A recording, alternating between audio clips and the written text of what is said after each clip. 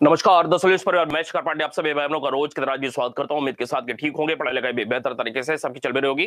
क्यों भाई, सब ठीक ठाक है? तो स्वागत है भाई अनूप जी, दुर्गा प्रसाद जी, संगीता जी, शशिकला जी, सरिता जी, बहुत बहुत स्वागत है रुद्र जी।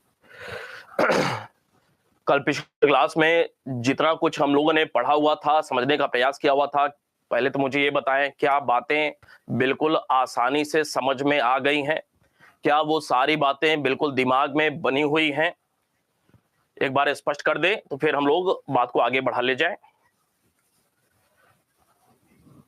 अपनी ओर से पूरा प्रयास किया कि इस कठिन से टॉपिक को भी कितना आसान करके आपके समक्ष प्रस्तुत किया जाए।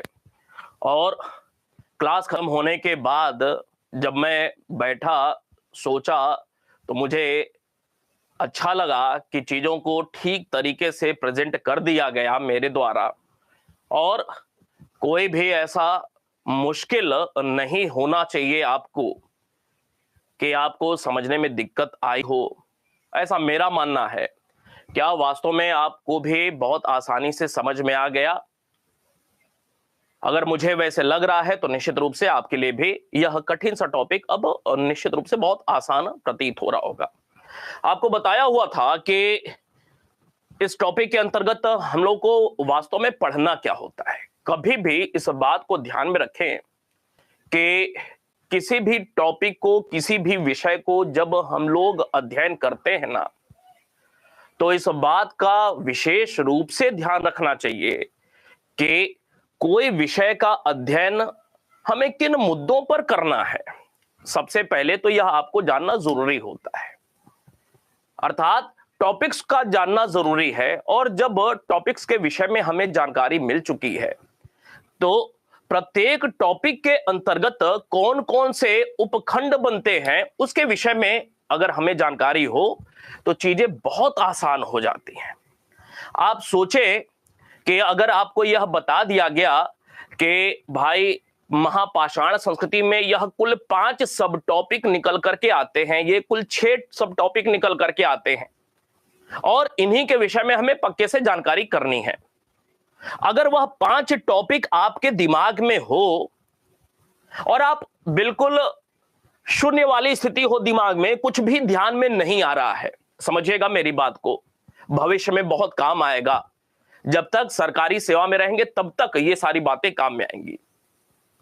मान ले अचानक से किसी बच्चे ने पूछ लिया क्लास में कि सर ये बता दें, मैडम ये बता दें। अब आपको महापाषाण के विषय में या ऐसे कोई भी टॉपिक कुछ भी नहीं याद आ रहा है, कहां से शुरू करें, कहां खत्म करें। लेकिन अगर वह 5 टॉपिक आपके ध्यान में है तो निसंदेह आप प्रत्येक टॉपिक से रिलेटेड 2-4 बातें रिकॉल कर ही जाएंगे और बोल ही जाएंगे। वो बिल्कुल क्रोनोलॉजी में, वो जो 5-6 टॉपिक हैं, इस टॉपिक के संदर्भ में मैं बात कर रहा हूं, सब टॉपिक्स। ऐसे ही प्रत्येक टॉपिक जिसका भी हम लोग अध्ययन कर रहे हैं, उसके सारे के सारे ऐसे सब टॉपिक्स के विषय में आपको बताता चला जा रहा हूं कि इस टॉपिक के अंतर्गत क्या क्या उप आयाम देखने को मिलते हैं जिनका अध्ययन हमें करना है। तो आपकी स्ट्रेटजी में यह अनिवार्य रूप से शामिल होना चाहिए कि किस टॉपिक के अंदर कौन कौन से छोटे छोटे सब टॉपिक बनते हैं। यह आपको निश्चित रूप से हमेशा याद होना चाहिए। एक अच्छा, अगर सरकारी सेवक बनना है, टीचर बनना है, तो यह निश्चित रूप से आपको ध्यान में होना चाहिए। अगर यह ध्यान में नहीं है तो बिल्कुल आप अंधेरे वाली स्थिति में है किसी भी टॉपिक को लेकर के। आप जैसे इस बात को समझ लें कि हड़प्पा सभ्यता तो खूब सबको अच्छे से पता होता है ना, वैदिक काल, वैदिक संस्कृति खूब अच्छे से पता होता है लोगों को, महाजनपद, जैन, बौद्ध, मौर्य खूब अच्छे से पता होता है, और ना जाने कितनी बार पढ़ा है पहले आपने। लेकिन अगर आपसे पूछ लिया जाए, तुरंत अपने आप से स्वयं बैठे बैठे पूछें, जहां भी आप बैठे हुए हो, कि मौर्य काल में 10 वह टॉपिक बता दें। आप खुद अपने आप से पूछें, 10 टॉपिक अगर आपसे पूछ लिया जाए कि क्या आप बता सकते हैं कि मौर्य काल में 10 टॉपिक कौन कौन से पढ़े जाते हैं? आप में से कुछ लोग ओके होंगे, कुछ लोग ओके नहीं होंगे। और जो लोग ओके हैं, जो कि 6 7 8 टॉपिक बता सकते हैं कि ये सब टॉपिक्स हैं मौर्य काल में,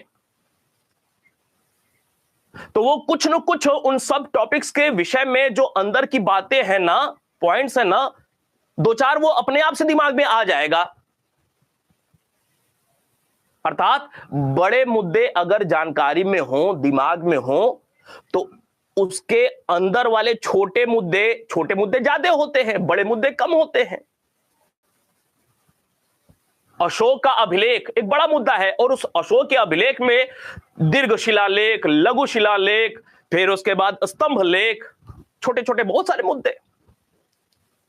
अगर बड़े मुद्दे पता हैं तो छोटे मुद्दे कहीं दूर भागेंगे नहीं, चिपकने की कोशिश ही करेंगे, उसके इर्द गिर्द ही घूमते रहेंगे। अर्थात एक परिपक्व टीचर कैसे बना जाता है, यह आपको एक सीख देने का प्रयास कर रहा हूं, और इस बात को मेरे हमेशा गांठ बांध करके रखिएगा, ठीक है।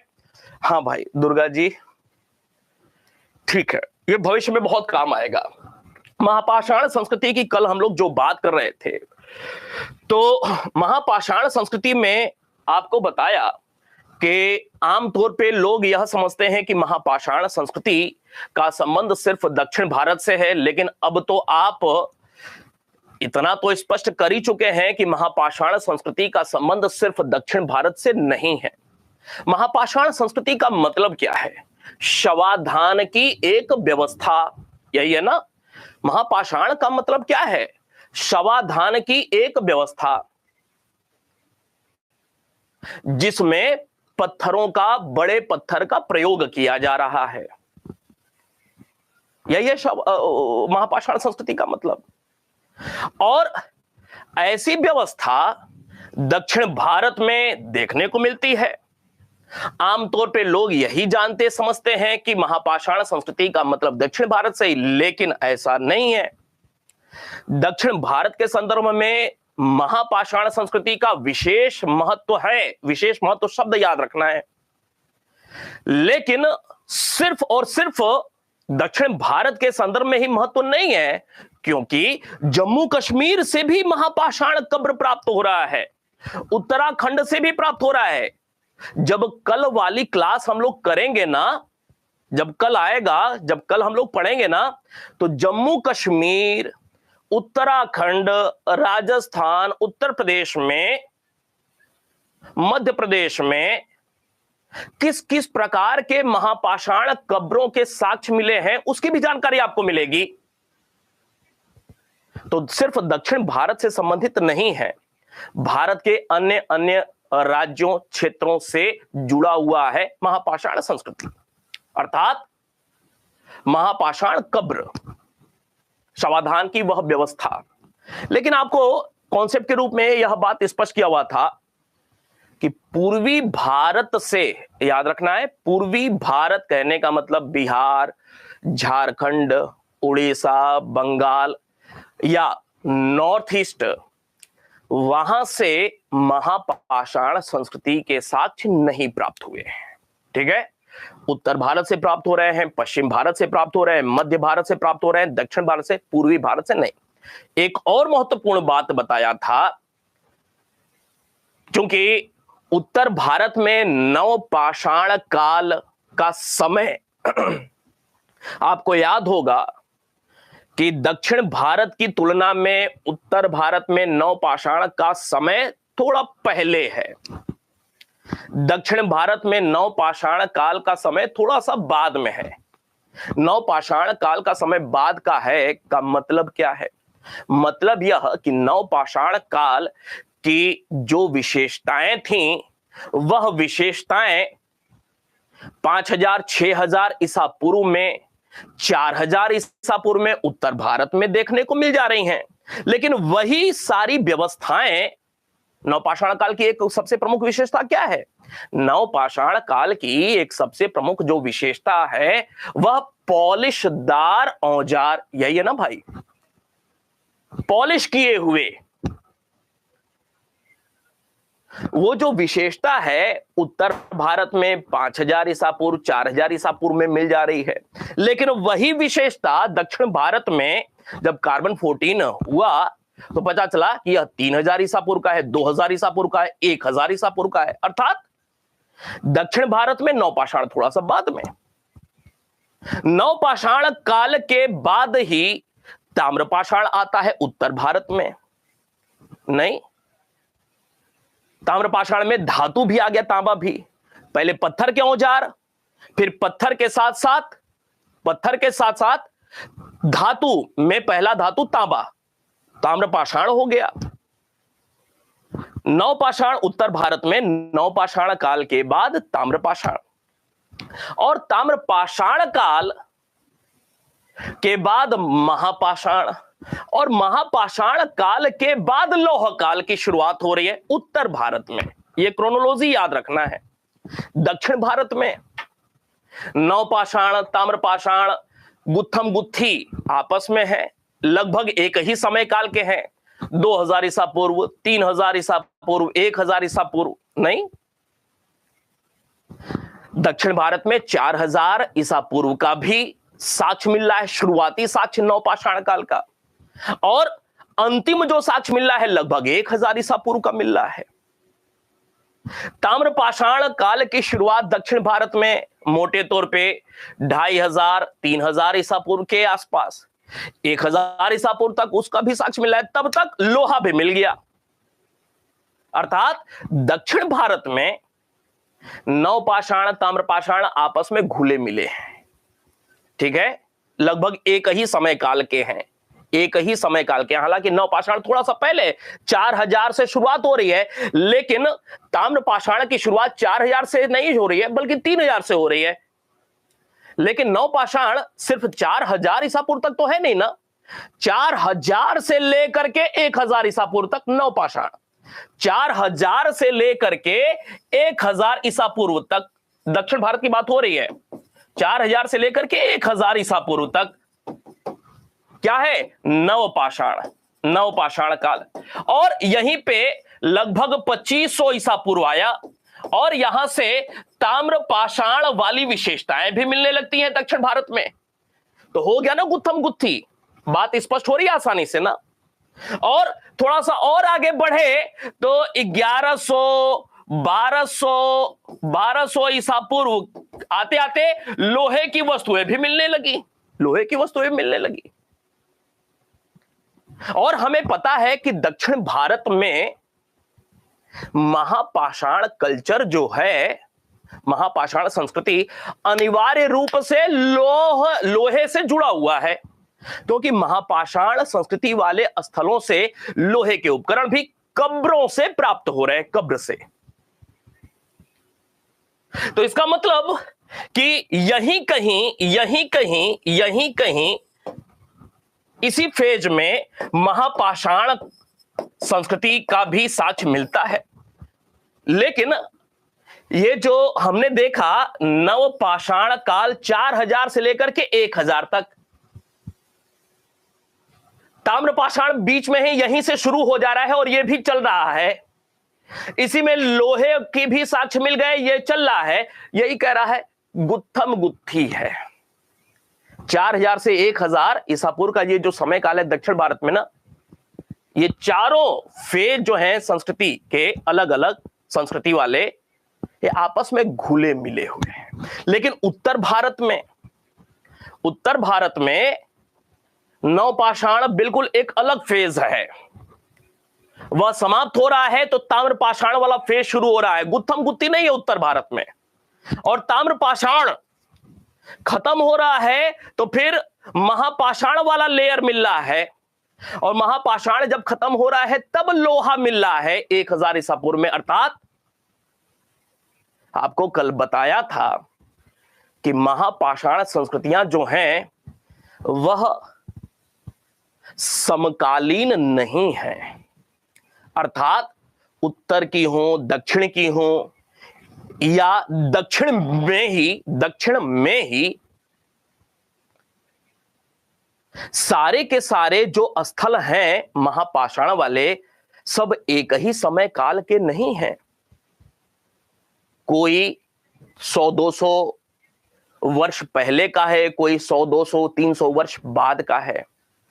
कैसे? क्योंकि महापाषाण संस्कृति का जो काल आपको बताया, वह काल सिर्फ 1000 ईसा पूर्व नहीं लिखा ना हम लोगों ने। हमने बताया कि मोटे तौर पे 1000 ईसा पूर्व से लेकर के प्रथम सदी ईस्वी तक, अर्थात लगभग 1000 वर्ष तक, बात समझ में आ रही है, लगभग 1000 वर्ष तक महापाषाण संस्कृति वाला साक्ष्य मिलता है। और तो और कुछ स्थल जहां से महापाषाण संस्कृति के साक्ष्य मिल रहे हैं, जब उनका कार्बन 14 किया गया तो पता चला लगभग 1300 ईसा पूर्व हैं। विद्वानों में समस्या पैदा हुई, काल क्या निर्धारण किया जाए, तो एक मोटा सा अनुमान आधारित 1000 ईसा पूर्व से 100 प्रथम ईस्वी ईस्वी कर दिया गया। बात स्पष्ट हो रही है यहां तक, इसमें तो कोई दो राय नहीं है ना। एक बार सारे लोग स्पष्ट कर दें कि ये जो कॉन्सेप्ट है उसमें किसी भी प्रकार की कोई समस्या नहीं है। दक्षिण भारत से भी प्राप्त हो रहा है महापाषाण संस्कृति का साक्ष्य, उत्तर भारत से भी प्राप्त हो रहा है, पश्चिम भारत से भी प्राप्त हो रहा है, मध्य भारत से भी प्राप्त हो रहा है, पूर्वी भारत से नहीं प्राप्त हो रहा है। एक बात। दूसरी बात, सारे के सारे महापाषाण संस्कृतियां जो हैं वह एक ही समय काल की नहीं है, कालिक अंतर देखने को मिलता है। ठीक है, कोई 200 साल पुराना, कोई 500 साल बाद का, क्योंकि लगभग 1000 वर्षों का यह साक्ष्य दे रहा है ना महापाषाण संस्कृति। महापाषाण संस्कृति का मतलब क्या? 1000 ईसा पूर्व से लेकर के समय और आगे बढ़ता गया, 1000 ईसा पूर्व, फिर 900 ईसा पूर्व मतलब 100 वर्ष, 900 ईसा पूर्व के बाद 800 ईसा पूर्व मतलब 1000 से देखा जाए तो लगभग 200 वर्ष। ऐसे करते करते 100 ईसा पूर्व आए, फिर प्रथम सदी आए, करते करते लगभग 1000 वर्ष हैं। तो किसी स्थल से, किसी महापाषाण संस्कृति वाले स्थल से 800 ईसा पूर्व का साक्ष्य मिल रहा है, किसी से 1200 ईसा पूर्व का साक्ष्य मिल रहा है, किसी से 500 ईसा पूर्व का साक्ष्य मिल रहा है। बात स्पष्ट हो जानी चाहिए। तो ये जितनी भी महापाषाण संस्कृतियां हैं, सब की सब एक ही समय काल, मान ले मैं हूं 2024 में, आप हैं 2024 में, हम लोग समकालीन हैं। हम लोग समकालीन हैं, हम लोग के पिताजी माताजी समकालीन हैं, लेकिन दादाजी, उनके पिताजी, उनके दादाजी, हम लोग समकालीन नहीं है। 100, 150, 200 वर्षों का अंतराल आ गया। बात समझ में आ रही है? अमिताभ बच्चन समकालीन हैं, उनके पिताजी भी मोटे तौर पे समकालीन हैं, लेकिन उनके दादाजी समकालीन नहीं है। बात स्पष्ट हो गई होगी। ठीक है, तो महापाषाण संस्कृति के संदर्भ में हम लोग कुछ, यह कॉमन सी जानकारी है, उम्मीद करता हूं निश्चित रूप से बिल्कुल स्पष्ट हो गया होगा। नहीं तो बहुतों को इतना कंफ्यूजन रहता है, कैसे हो गया, लोग समझ नहीं पाते हैं। मैंने आपको यह भी कहा हुआ था कि अगर थोड़ा सा भी कंफ्यूजन है ना, तो वो 2 क्लासेज निश्चित रूप से एक बार फिर से देख लीजिए, बिल्कुल तरोताजा हो जाएंगे।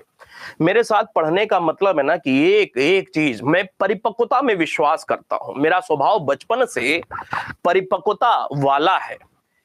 मैं किसी भी काम में हाथ लगाता हूं ना तो 100% सोचता हूं कि आउटपुट बढ़िया निकल करके आए, ये मेरे स्वभाव में है। तो कोशिश यह होनी चाहिए कि कोई भी टॉपिक, सब टॉपिक हम लोग पढ़ रहे हैं ना, तो एक अच्छी सी जानकारी, समझ हमारी निश्चित रूप से बन जाए, तभी हम लोग आगे बढ़ें।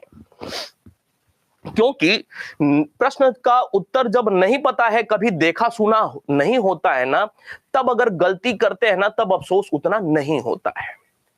मन में यही भावना आती है कि हम तो कभी पढ़े ही नहीं थे, कोई बात नहीं। लेकिन आता हुआ प्रश्न गलत हो जाता है, आंख के सामने से गुजरा हुआ प्रश्न गलत हो जाता है, मन करता है कि न जाने कितना दीवार पे सर मार दिया जाए। नहीं, ऐसा नहीं होना चाहिए। चले, आपको बताया हुआ था कि यह जो दक्षिण भारत की हम लोग बात कर रहे थे, दो भागों में बांट करके हम लोग देखेंगे। अब महापाषाण संस्कृति को दो भागों में बांट लेते हैं। एक दक्षिण भारत के संदर्भ में विशेष अध्ययन कर लेते हैं, और कल वाली क्लास में हम लोग दक्षिण भारत के अलावा मध्य भारत, उत्तर भारत, पश्चिम भारत की जो महापाषाण संस्कृति है उनके विषय में एक क्लास में हम लोग बात कर लेंगे। थोड़ा सा है, दक्षिण भारत वाला विशेष है, ठीक है, तो थोड़ा सा ज्यादा बातें हैं। दक्षिण भारत की महापाषाण संस्कृति, की महापाषाण संस्कृति, इसमें आपको बताया था इसके कुछ प्रकार हैं, इसके कुछ प्रकार या स्वरूप देखने को मिलते हैं, प्रकार या स्वरूप। अब ये जो प्रकार या स्वरूप हैं, ये किसने बांटा? दो भाग में बांट करके समझा जा सकता है, चार भाग में बांट करके समझा जा सकता है, चार प्रकारों में बांटा जा सकता है। किसने बांटा? आपको बताया था एक नाम वी.डी. कृष्णा स्वामी का। कृष्णा स्वामी, कई जगहों पे वी.डी. कृष्णा शास्त्री भी लिखा मिल जाएगा, एक ही बात है। वी.डी. कृष्णा स्वामी ने यह विभाजन किया था। ये वी.डी. कृष्णा स्वामी कौन है? ये वो व्यक्ति हैं जिन्होंने सर्वप्रथम दक्षिण भारत के महापाषाण कब्र का पता लगाया, कब्र का पता लगाया। ये वो शख्स है। और दक्षिण भारत के कुल कितने कब्र की खोज कर लिया इन्होंने? लगभग 40 कब्र की खोज कर लिया था। नाम तो याद रहेगा वी.डी. कृष्णा स्वामी का। ये वो व्यक्ति हैं जिन्होंने दक्षिण भारत की महापाषाण संस्कृति को कुछ प्रकारों में बांट करके समझाने का प्रयास किया। इन्होंने तीन भागों में बांटा, तीन भागों में बांटा। कौन कौन से वह भाग थे?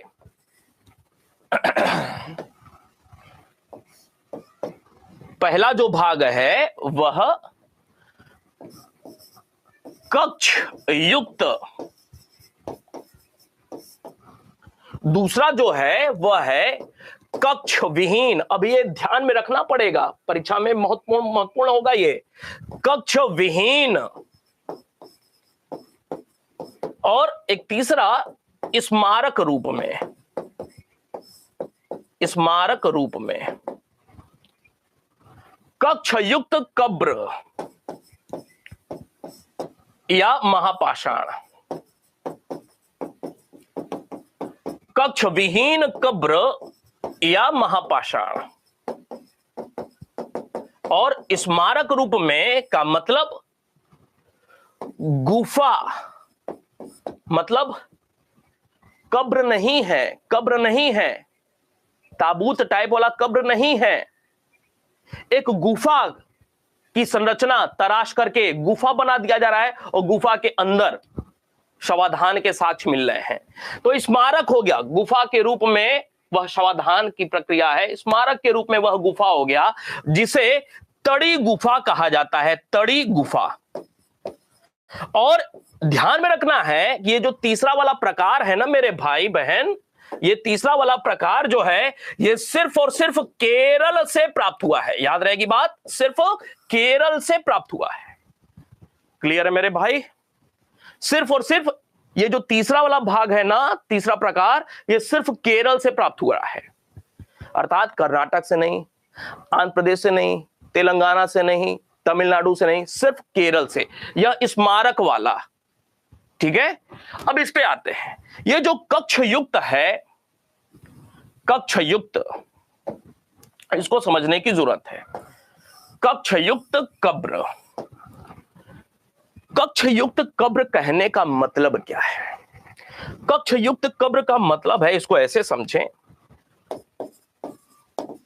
कक्ष युक्त कब्र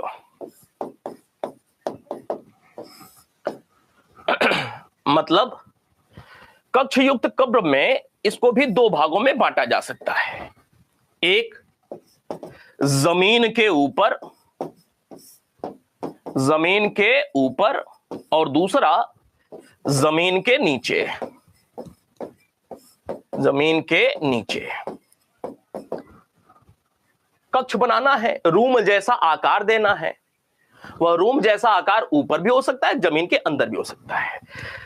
जमीन के ऊपर कैसे होगा? तो जमीन के ऊपर जो कक्ष युक्त कब्र है उसे कहा गया है डोलमेन। क्या? डोलमेन। जमीन के नीचे कब्र है, जमीन के नीचे जो कब्र प्राप्त हुआ है कक्ष युक्त दो ऐसे हैं, एक टोपिकॉल और दूसरा कुडईकॉल। टोपिकॉल ऊपर से देखने पर कुछ हैट जैसा लगता है, ऊपर से देखने पर भी दोबारा से फोटो पे आएंगे, कुछ टोपी जैसा हैट होता है ना, कुछ टोपी जैसी आकृति है, इस वजह से इसको टोपिकॉल नाम दिया गया है। ठीक है, इसको फणशिला भी कहा जाता है। अलग अलग परीक्षाओं में अलग अलग शब्दावलियों का प्रयोग किया गया है, याद रखना है। फणशिला भी कहा जाता है। स्नेक जैसे ऐसे फन करता है ना, तो ये सतह के ऊपर ऐसे कुछ आकृति देखने को मिलती है, तो फणशिला भी कहा जाता है। ये जो कुडईकॉल है इसे छत्रशिला भी कहा जाता है। क्या? छत्रशिला। या इसे और भी कुछ नाम से जाना जाता है। किस नाम से जाना जाता है? तो इसे, ये जो छाता होता है ना, छाता पत्थर या छाता पाषाण या स्टोन, अम्ब्रेला स्टोन मतलब जैसे इसमें टोपी जैसी आकृति है कब्र में, तो वैसे ही इस वाले कब्र में छाता, जो हम लोग पानी बरसता है तो छाता प्रयोग करते हैं, कुछ वैसी आकृति है। तो कक्ष युक्त कब्र जो हमने देखा, तो यहां पे तीन प्रकार इसके निकल करके आए। एक डोलमेन जो कि जमीन के ऊपर है। अब बहुत मामूली सी अंतर है, ध्यान में रखना है। जमीन के ऊपर है डोलमेन बना हुआ। डोलमेन प्रकार का जो कब्र है वह जमीन के नीचे नहीं है, जमीन के ऊपर है। क्यों भाई, बात स्पष्ट है? जमीन के नीचे टोपिकॉल क्या है? कक्ष युक्त कब्र है।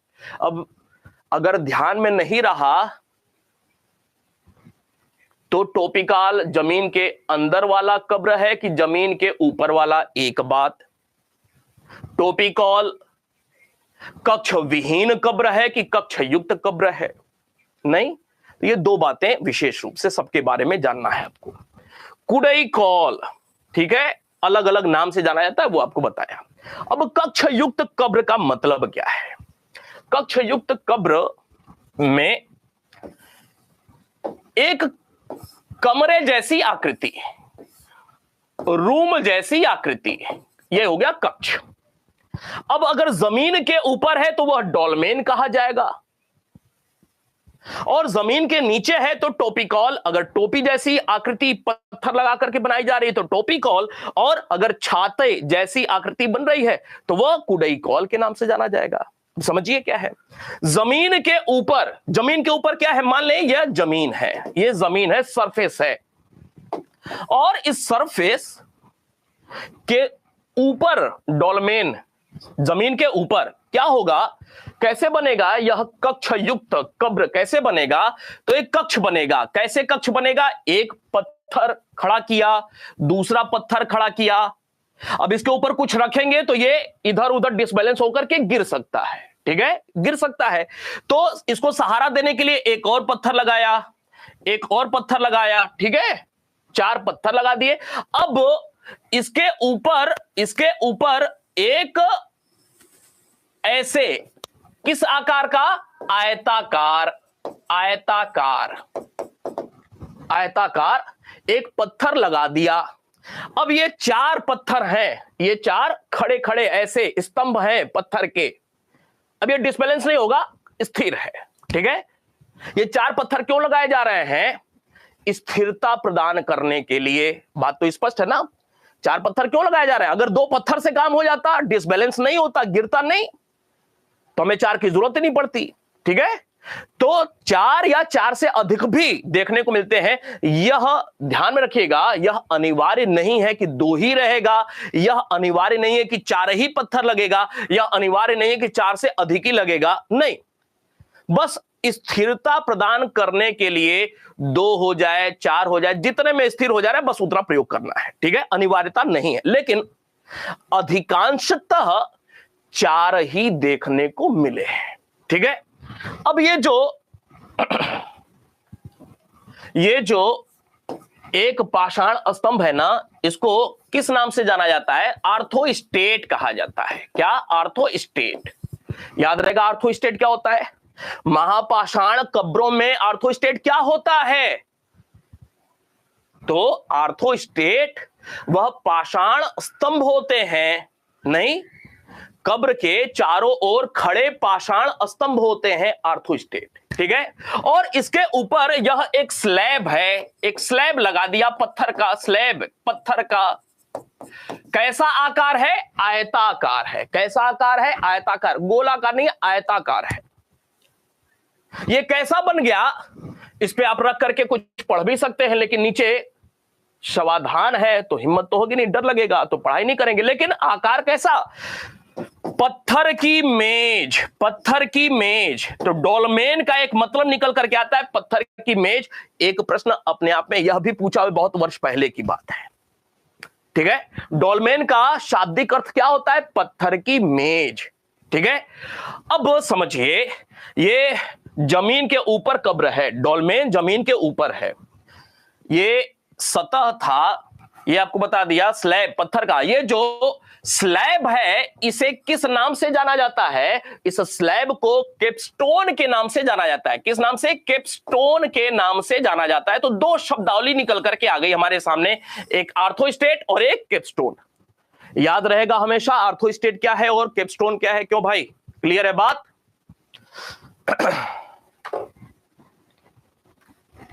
अब धीरे धीरे गर्मी आनी शुरू हो गई है। कोई कंफ्यूजन तो नहीं है यहां तक? जी बिल्कुल, सुप्रिया जी, बहुत बढ़िया।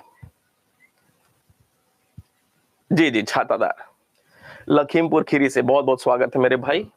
चले, तो ये जो डोलमेन है, डोलमेन आप समझ गए होंगे कि कैसा आकार होता है जमीन के ऊपर, ठीक है।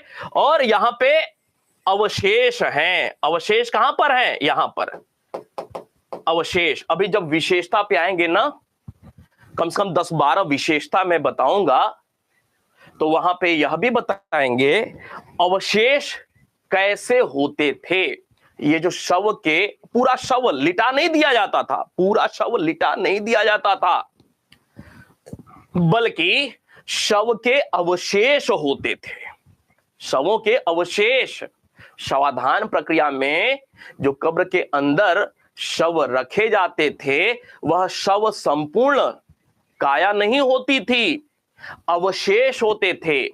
और अवशेष कैसे होते थे? कोई आदमी मृत हुआ, ठीक है, कोई भी मतलब मृत हुआ, उसको लिटा दिया कहीं दूर, कुछ दिन पशु पक्षी, ये जो मांस होता है सब गायब। अब वो हड्डी बची, मुख्य रूप से हड्डी क्या बचेगी? ये कपाल बचेगा, ये हाथ बचेगा, ये पैर बचेगा, बीच का जो हिस्सा होता है वो थोड़ा सा बचेगा, यही होगा ना। मुख्य रूप से ये जो शवाधान प्रक्रिया में अस्थि अवशेष दफनाए जाते थे, संपूर्ण बॉडी नहीं दफनाई जाती थी। याद रहेगा, संपूर्ण बॉडी नहीं दफनाई जाती थी, अस्थि अवशेष दफनाए जाते थे। एक बात।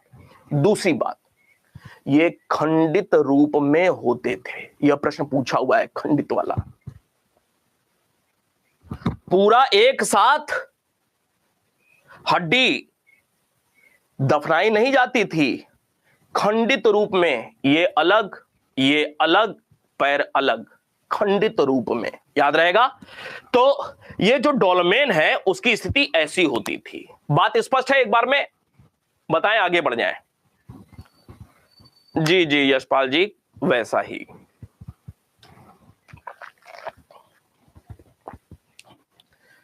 क्लियर है?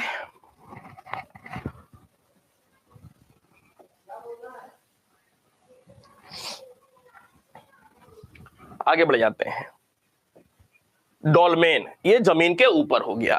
जमीन के नीचे लिखा है कक्ष युक्त कब्र, लेकिन जमीन के नीचे, इसका मतलब जमीन के नीचे पहले कक्ष बनेगा। जमीन के नीचे पहले क्या बनेगा? पहले कक्ष बनेगा। कक्ष बनेगा, रूम जैसा संरचना बनेगा, तभी तो ये कक्ष युक्त कब्र होगा। नहीं, जबकि हमने पहले ही देख लिया है कक्ष युक्त कब्र, कक्ष विहीन कब्र। कक्ष युक्त कब्र में आपको बताया 3 हैं मुख्य रूप से, डोलमेन, टोपिकॉल और तीसरा आपको बताया कुडईकॉल। जबकि कक्ष विहीन कब्र में मेरे भाई, कक्ष विहीन कब्र में भी 3 मुख्य रूप से प्रकार देखने को मिलते हैं। कौन कौन से? एक संगोरा वृत्त, इसी को कहा जाता है स्तूपाकार ढेर, स्तूपाकार ढेर, या इसी को स्टोन केयर्न सर्किल के नाम से भी जाना जाता है। क्या है, अभी आते हैं उस पे। एक दूसरा जो प्रकार है उसे कहा जाता है मेनहिर। और एक जो तीसरा प्रकार है, तीसरे प्रकार को कहा जाता है सार्कोफेगस।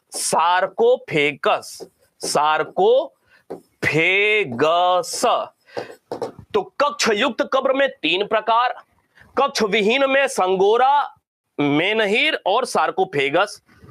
संगोरा को ही स्टोन केयर सर्किल भी कहा जाता है। क्या है, अभी आते हैं उस पे। और एक तीसरे प्रकार में जिसमें कब्र नहीं है, कब्र विहीन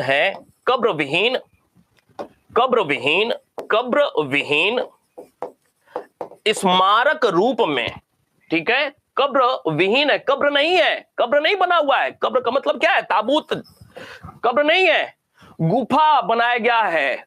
कब्र के स्थान पर गुफा का निर्माण किया गया है, पहाड़ी को तराश करके, और उसके अंदर समाधान। ठीक है, तो हम लोग पहले पे अभी बात कर रहे हैं, डोलमेन आपको बता दिया। टोपिकॉल पे आते हैं, समझिएगा। टोपिकॉल क्या है? कक्ष युक्त कब्र है, तो कक्ष तो पहले बनेगा, लेकिन ये जमीन के अंदर कक्ष बनाना है। क्या होगा, इस पे बात करते हैं। टोपिकॉल पे पहले ये सतह है, सतह के नीचे खुदाई शुरू,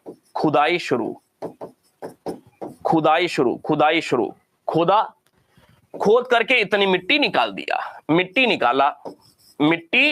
बाहर, ठीक है, मिट्टी बाहर हो गई। जब मिट्टी बाहर हो गई तो क्या होगा? अब यहां पे पत्थर लगाया जा रहा है। क्या लगाया जा रहा है? पत्थर लगाया जा रहा है। समझ में आ रही बात?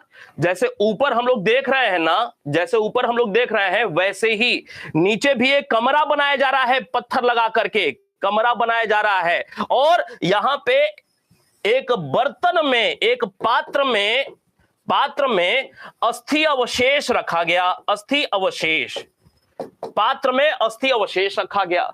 और ये जो बाहर वाली मिट्टी थी ना, ये मिट्टी बाहर है ना, मिट्टी को अंदर डाल दिया गया। जब मिट्टी अंदर गई तो ये पूरा क्या हो गया? पूरा ये पैक हो गया। ठीक है, ये पूरा पैक हो गया, कक्ष बन गया है। कक्ष में समाधान भी हो गया है, मिट्टी ढांक करके उसको पैक भी कर दिया गया। और ऊपर यहां पे क्या किया गया? एक उत्तल आकार का, कैसा है? उत्तल आकार का महापाषाण लगा दिया गया। महापाषाण मतलब पत्थर लगा दिया गया। यह हो गया टोपी जैसी आकृति। जमीन के नीचे कब्र, ऊपर टोपी नुमा एक पत्थर लगा दिया गया, ये हो गया टोपी कॉल। स्पष्ट है बात? कोई भी कंफ्यूजन?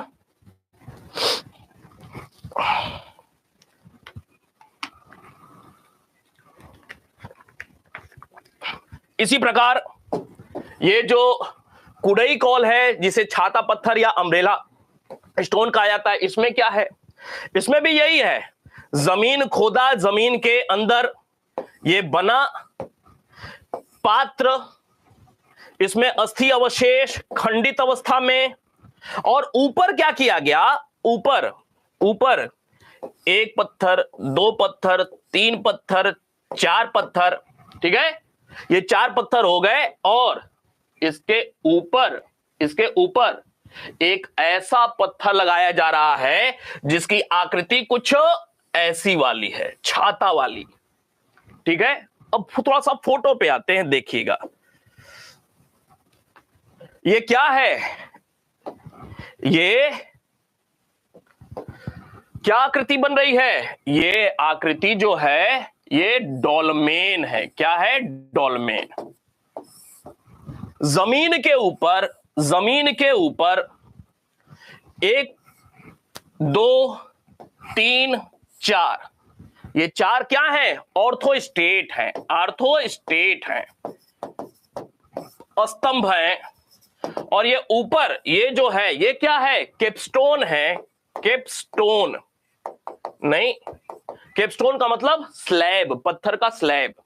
और यहां पे ऐसे ये कमरा बन गया, और यहीं पे ऊपर अस्थि अवशेष। क्लियर है बात? आगे बढ़ जाए। दूसरा, ये जो हमने देखा, ये टोपी कॉल है। क्या है? टोपी कॉल। टोपी कॉल नीचे कक्ष बना हुआ है, नीचे कक्ष बना हुआ है, और एक पात्र में, पात्र मतलब मृद भांड, बर्तन, मर्तबान में अस्थि अवशेष रखा जा रहा है। अभी जब विशेषता पे हम लोग बात करेंगे ना, तो फिर आपको मैं बताऊंगा कि सिर्फ अस्थि अवशेष नहीं रखे जाते थे, अस्थि अवशेष के साथ साथ कुछ अलग से मृद भांड रखे जाते थे, कुछ मूर्तियां रखी जाती थीं, कुछ मनका रखा जाता था, कुछ लोहे की वस्तुएं रखी जाती थीं, कुछ तांबे की वस्तुएं रखी जाती थीं, कुछ कांसे की भी वस्तुएं प्राप्त हुई हैं अस्थि अवशेष के साथ। बात स्पष्ट है?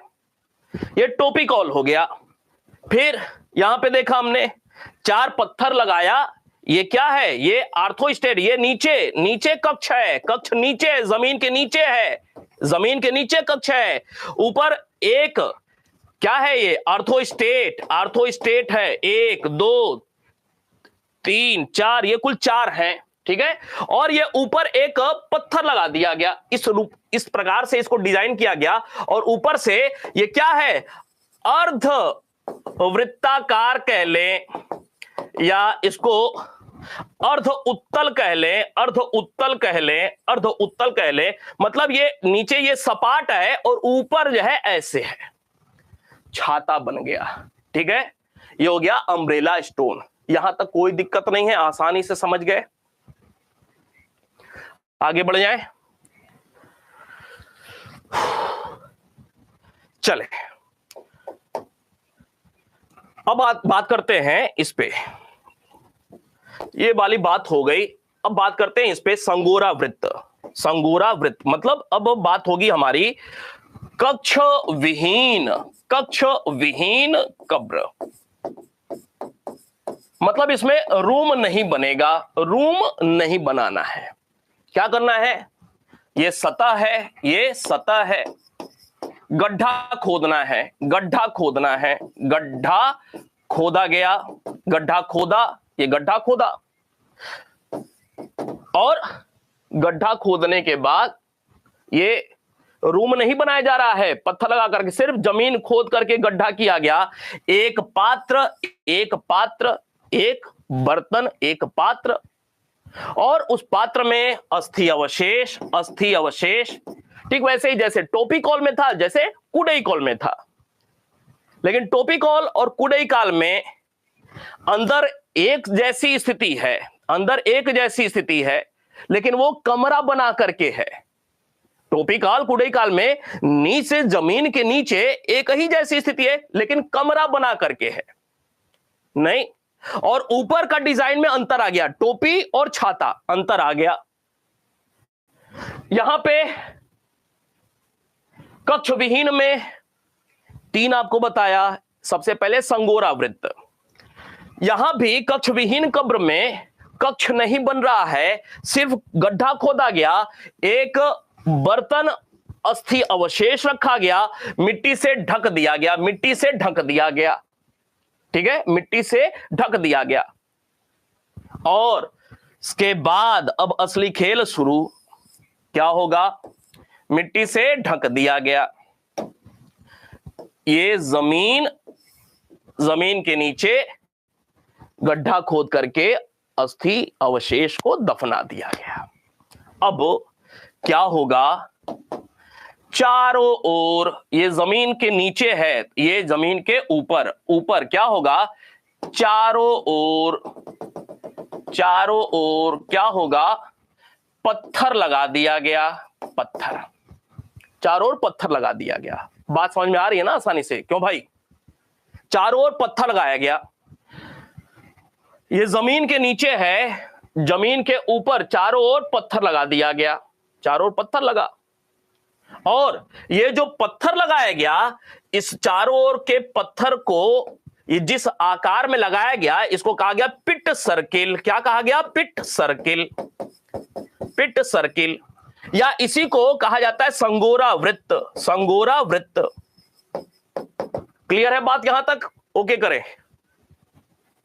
पिट सर्किल या संगोरा वृत्त कहा गया। लेकिन बात इतनी ही नहीं है। कब्र है यहां पे, कब्र है ये जमीन के नीचे, चारों ओर से अगर पत्थर लगा करके घेर दिया गया, तो इस व्यवस्था को कहा गया पिट सर्किल या संगोरा वृत्त। लेकिन कुछ जगहों से ऐसे साक्ष्य भी मिले हैं कि ये जो, कुछ जगहों से ऐसे साक्ष्य भी मिले हैं कि ये है सतह, समझिएगा, ये सतह जमीन के अंदर, ये बर्तन, इसमें अस्थि अवशेष, और चारों ओर पत्थर पिट सर्किल नहीं किया जा रहा है। यहीं पे सतह के ऊपर ही, यहीं पे एक पत्थर लगाया गया, 2 पत्थर लगाया गया, 3 पत्थर लगाया गया, 4 पत्थर लगा दिया गया। ठीक है, ऊपर ही, ठीक ऊपर ही, चारों ओर से घेरा नहीं जा रहा है, चारों ओर से घेरा नहीं जा रहा है, ऊपर ही, ठीक ऊपर ही पत्थर लगा दिया जा रहा है, एक के ऊपर एक एडजस्ट कर दिया जा रहा है उसको। इसको क्या कहा जाता है? इसको कहा जाता है केयर्न स्टोन। क्या कहते हैं इस व्यवस्था को? Cairn stone. ठीक है, इस व्यवस्था को केयर्न स्टोन। जब चारों ओर से घेर दिया तो इसको संगोरा वृत्त या पिट सर्किल, और कब्र के ठीक ऊपर ही अगर पत्थर एडजस्ट कर दिया जा रहा है, इस व्यवस्था को केयर्न स्टोन कहा जाता है। कुछ जगहों से न तो ये अकेले प्राप्त हुआ है, न तो ये अकेले प्राप्त हुआ है, बल्कि दोनों का युग्म मिल गया। कुछ जगहों से, कुछ स्थानों से दोनों एक साथ व्यवस्था मिल गई, दोनों व्यवस्था एक साथ।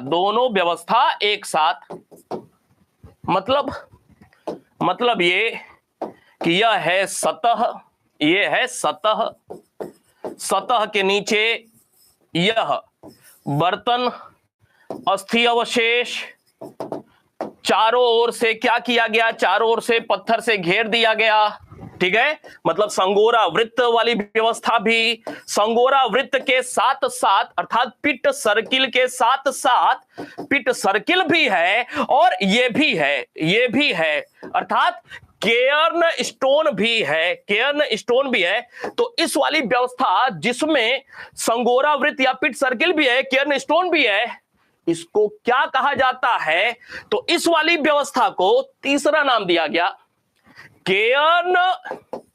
स्टोन सर्किल नाम दिया गया। याद रहेगा, ये क्या है? संगोरा वृत्त या केर्न स्टोन, यह क्या है? कक्षयुक्त कब्र है या कक्ष विहीन कब्र है? कक्ष विहीन कब्र है। बात याद रहेगी? क्यों मेरे भाई? उम्मीद करता हूं आसानी से अब दिमाग में यह बात रहेगी। ठीक है, ये कक्ष विहीन व्यवस्था है, सिर्फ गड्ढा खोदा जा रहा है, कमरा नहीं बनाया जा रहा है। ठीक है, तो वापस आते हैं, अब देख लेते हैं फिगर। ये वाली व्यवस्था थी। ठीक है, ये क्या है? इस फिगर में अधूरा फिगर है ये। इस फिगर में क्या है? ये चारों ओर से क्या किया गया है? ये चारों ओर से यह पिट सर्किल है, फिगर अधूरा है।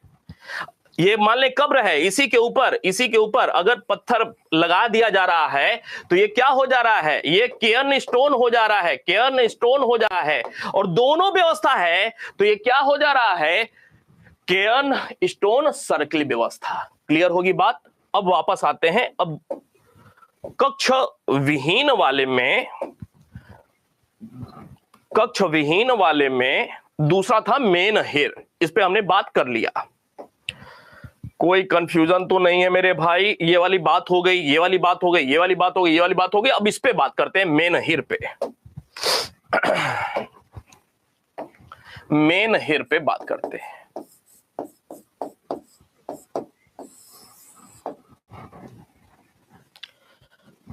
कल जब इस टॉपिक का नोट्स आपको जाएगा ना, मेरी बात को समझिएगा, कल जब आपके बैच में, पेड बैच में इस टॉपिक का नोट्स जाएगा ना, तो इस चीज को भी याद रखिएगा।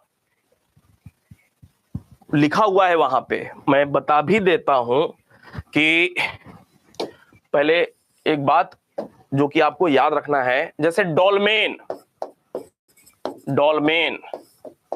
दक्षिण भारत के संदर्भ में हम बात कर रहे हैं। क्या डोलमेन हर जगह से प्राप्त हो रहा है? दक्षिण भारत में मोटे तौर पे 4 राज्यों के विषय में बातें हो रही हैं, केरल, कर्नाटक, तमिलनाडु, आंध्र प्रदेश। नहीं, क्या चारों जगहों से डोलमेन वाला कब्र प्राप्त हो रहा है? उत्तर है नहीं। कहां से प्राप्त हो रहा है? याद रखिएगा, कर्नाटक एंड तमिलनाडु में ही यह व्यवस्था देखने को मिल रही है। यह भी प्रश्न महत्वपूर्ण है।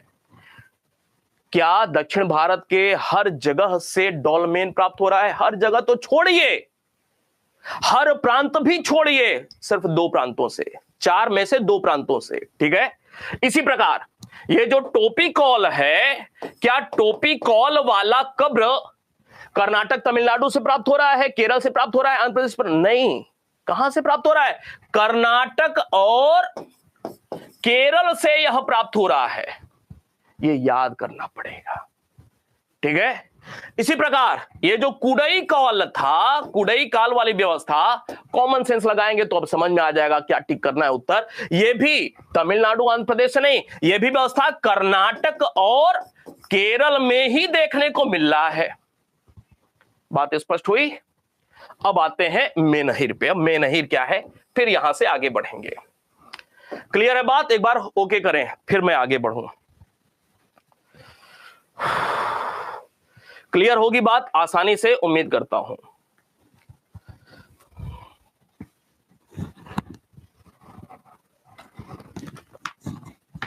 मेनहिर क्या है? ये जमीन, ये सतह के नीचे गड्ढा, कमरा नहीं, कमरा बनाने के लिए पत्थर लगाना होता है, ऐसे बस जमीन खोद करके गड्ढा बना दिया गया। ठीक है, गड्ढे में एक पात्र में अस्थि अवशेष, और यहां पे ठीक ऊपर नहीं, साइड में यहां पे एक पत्थर खड़ा, एक खड़ा पत्थर कौन सा पत्थर? ग्रेनाइट का पत्थर, ग्रेनाइट का पत्थर। इसी खड़े पत्थर को कहा जाता है मेनहिर, मेनहिर प्रकार का कब्र। याद रहेगी बात। मेनहिर आसान है, बिल्कुल समझ में आ गई? एक बार कहें हाँ। थोड़ा सा साइड में, आधा मीटर, 1 मीटर, 2 मीटर साइड में, थोड़ा सा, ठीक ऊपर नहीं, थोड़ा सा साइड में मेनहिर। ठीक है, ठीक ऊपर नहीं, ठीक ऊपर नहीं, थोड़ा सा साइड में, थोड़ा सा साइड में। ठीक है, साइड में एक पत्थर जो कि ग्रेनाइट का पत्थर है, एक पत्थर खड़ा किया गया। ये संकेत सूचक है, संकेत सूचक रूप में कि यहां पे कब्र है। ठीक है, ये हो गया मेनहिर। अब प्रश्न बनता है कि ये जो मेनहिर है, मेनहिर के पहले क्या था? संगोरा वृत्त, संगोरा वृत्त, या कह लें स्टोन, केर्न स्टोन, केर्न पहले आएगा, केर्न सर्किल। ये कहां से? तो ये वाली व्यवस्था सिर्फ तमिलनाडु में देखने को मिलती है, अर्थात महापाषाण संस्कृति के अंतर्गत संगोरा प्रकार का शवाधान या संगोरा महापाषाण आंध्र प्रदेश में नहीं, कर्नाटक में नहीं, केरल में नहीं, सिर्फ और सिर्फ तमिलनाडु में इसका साक्ष्य प्राप्त हुए हैं। याद रहेगी बात। कितनी गूढ़ गूढ़ बातें हैं ये, आसानी से लोगों को इसके विषय में जानकारी नहीं है। फिर आते हैं मेनहिर। मेनहिर वाली व्यवस्था कहां कहां से प्राप्त हुई है? अब याद रखना है, यह व्यवस्था कर्नाटक से भी प्राप्त हुई है, केरल से भी प्राप्त हुई है, एंड आंध्र प्रदेश अब आया, आंध्र प्रदेश। तो फिर प्रश्न बनेगा, आंध्र प्रदेश वाले राज्य में किस प्रकार के महापाषाण कब्र सर्वाधिक मात्रा में प्राप्त हो रहे हैं? अब मैंने ये बात नहीं बताई आपको, लेकिन इसके आधार पर तो आप समझ सकते हैं ना कि आंध्र प्रदेश वाले क्षेत्र में किस प्रकार के महापाषाण कब्र, ये मेनहिर वाले महापाषाण कब्र सर्वाधिक प्राप्त हो रहे हैं। क्यों मेरे भाई, क्लियर है? उम्मीद करता हूं निश्चित रूप से क्लियर होगा। आगे बढ़ जाए। मेनहिर हो गया, मेनहिर के बाद अब एक सार्कोफेगस। सार्कोफेगस क्या होता है? सार्कोफेगस, फेगस, नोट भी कर रहे हैं क्या मेरे भाई? आप लोग की एक बहुत बड़ी कमी है। कमी यह है कि बिल्कुल मूक दर्शक बने रहते हैं। अगला परेशान हो, बताता रहे, हमसे क्या मतलब, रिस्पॉन्स देने का क्या मतलब बनता है? क्यों भाई? बहुत बड़ी कमी है। रिस्पॉन्स अगर नहीं देंगे, कहानी मैं सुना रहा हूं, अगर हूं की आवाज नहीं आएगी तो मुझे लगा आप लोग सो गए। बचपन में तो यही बातें होती थी ना। आप कितने भी बड़े हो गए हो, 40 साल के हो, 50 साल के हो, ठीक है, लेकिन पढ़ रहे हैं ना तो बड़ा मैं ही हूं। कहानी मैं सुना रहा हूं तो हूं आपको करना है। हूं कर नहीं सकते हैं तो लिख करके हूं करिए। ठीक है, ये बहुत बड़ी कमी है। और अगर मैं कहानी अच्छे से सुनाना बंद कर दूंगा, सिर्फ कहानी ही चलेगी, अच्छी से नहीं चलेगी, तब फिर क्या होगा? मुझे भी पता होना चाहिए ना कि आप हूं वाले हैं, तो मैं भी थोड़ा सा अच्छे से, और जब मुझे समझ में आएगा कि बेकार क्लास है, मैं भी इंटरेस्ट कम लूंगा, नहीं लूंगा, तो फिर आई बात, गई बात, हो गई। समझ में आई बात? चलें, तो इंटरेक्शन का खेल है। आप जितने जोश में दिखाई देंगे ना, तो मैं दोगुना जोश में आपको बातें बताऊंगा। और जब मैं देखूंगा कि इधर से कुछ रिस्पांस है ही नहीं, मैं पूछ रहा हूं, समझ में आया, चुपचाप बैठे, कोई लिख देगा, क्या जरूरत है, हाथ में दर्द हो जाएगा मेरे, हम क्यों लिखें, हमारा नाम देख लेंगे सर। ठीक है, ध्यान में रखिए इन बातों को। तो सार्कोफेगस क्या होता है समझिए, इसी को कहा जाता है अंत्येष्टि कलश, अंत्येष्टि कलश। ठीक है, अंत्येष्टि कलश क्या होता है आप सबको पता है। अंत्येष्टि कलश सामान्य तौर पे अंत्येष्टि कलश वाले शवाधान व्यवस्था किसके लिए प्रयोग किया जाता था? ये वाली व्यवस्था सामान्यतः बच्चों के लिए, बच्चों के लिए यह व्यवस्था या इस प्रकार के शवाधान या महापाषाण या कब्र का प्रयोग किया जाता था। ठीक है। दूसरी महत्वपूर्ण बात, आमतौर पे जो एक वयस्क मानव होता था, वयस्क मानव, वयस्क या बच्चा, बच्चा के लिए ये वाली व्यवस्था हो गई महापाषाण संस्कृति में शवाधान की। और बड़ों के लिए, चाहे पुरुष हो चाहे महिला, बड़ों के लिए आपको बताया खंडित अवस्था में, नहीं, खंडित अवस्था में अस्थि अवशेष, अवशेष का मतलब बचा खुचा, अस्थि का पार्ट जो बचा खुचा है वह दफनाया जाता था और पत्थर की अलग अलग व्यवस्था होती थी। लेकिन इसमें सार्कोफेगस में या अंत्येष्टि कलश, इस व्यवस्था जिसमें बच्चों के अस्थि अवशेष रखे जाते थे। अब समझिए यहां पे क्या है, ये भी जमीन के अंदर ही है, जमीन के अंदर ही है, कक्ष विहीन ये कब्र है ना, कक्ष विहीन, जमीन के अंदर ही है। इसमें पात्र जो होता था ना वह थोड़ा बड़ा होता था, थोड़ा बड़ा। और ये जो बच्चों के अस्थि अवशेष होते थे ना, वह अवशेष नहीं, बच्चों की अस्थि होती थी, अर्थात बच्चों की संपूर्ण अस्थि, संपूर्ण अस्थि मतलब बच्चा अगर ज्यादा छोटा है, बच्चा अगर ज्यादा छोटा है तो एक बड़े से पात्र में कोशिश यह होती थी कि उस पूरे बच्चे को ही दफना दिया जाए समूल। समझ में आ रही है बात? जबकि वयस्कों के लिए अस्थि अवशेष जो बचा खुचा होता था वो, ये थोड़ा सा अंतर है। ठीक है। हाँ, क्लियर हो गई बात? तो ये पूरा आपको बताने का प्रयास किया कि कौन कौन से ये महापाषाण कब्र के अंतर्गत मुख्य रूप से किस किस प्रकार के कब्र देखने को मिलते हैं। दो प्रकार की बातें हैं जो कि ध्यान में रखनी है, कक्ष युक्त कौन सा है, कक्ष विहीन कौन सा है। ठीक है। कक्ष युक्त में 3 बताया, डोलमेन कहां से पाया जाता है, टोपिकाल कहां से पाया जाता है, कुड़ई काल के साक्ष्य किस किस प्रांत से मिले हैं, यह निश्चित रूप से याद रखना है। ठीक है। आज की क्लास यहीं पे रोकेंगे। कल हम लोग इसके बाद कम से कम 8-10 इसमें विशेषताएं हैं, महापाषाण संस्कृति की 8-10 विशेषताएं हैं। उन विशेषताओं के साथ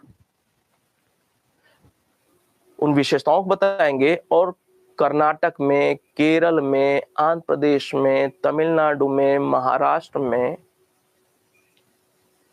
10-10, 12-12, 15-15 जो प्रमुख स्थल हैं जहां से ऐसे कब्रों के साक्ष्य मिले हुए हैं, उनके नाम भी आपको याद रखना है। वो जो कल नोट्स आपको हैंड रिटन पीडीएफ जाएगा ना, उसमें वो सब कुछ लिखा हुआ है। तो मैं अब रट्टा नहीं मारूंगा कि 1 घंटे मैं रट्टा मारूं और आकर के फिर आपको मेरा टाइम जाएगा ज्यादा। ठीक है। मैं अच्छे से याद करके आपको बता सकता हूं, फराटे से गिना सकता हूं, लेकिन मैं उसमें समय नहीं खर्च करूंगा।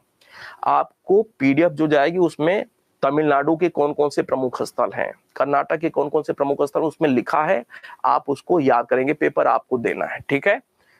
तो उसको जरूर से याद कर लीजिएगा। और उन स्थलों में कुछ खास साक्ष्य भी देखने को मिलते हैं। वो कौन से खास जगहों से खास साक्ष्य मिला है वो मैं बताऊंगा। ठीक है। मिले कल फिर।